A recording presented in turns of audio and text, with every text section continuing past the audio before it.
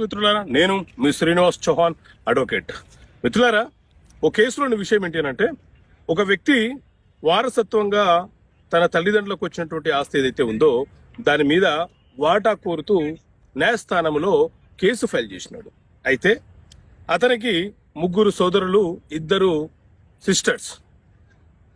File చేసేటప్పుడు 2 సిస్టర్ల పేర్లను add చేయకుండా కేవలం 3 సోదరుల పేర్లు మాత్రమే చేర్చి మాకు 1/3 వాటా కావాలని చెప్పి న్యాయస్థానంలో పార్టీషన్ సూట్ ద్వారా వాటా అడిగినారు.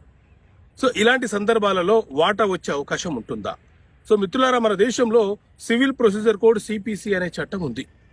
ఈ సిపిసి చట్టం ప్రకారంగా, ఈ సిపిసిలోని ఆర్డర్ 9 రూల్ 1 ప్రకారంగా ఎప్పుడైనా సరే భాగ పంపిణీకి సంబంధించిన కేసు ఫైల్ చేసినప్పుడు ఒక తండ్రికి జన్మించినటువంటి వారసులు ఎంతమంది ఉన్నారో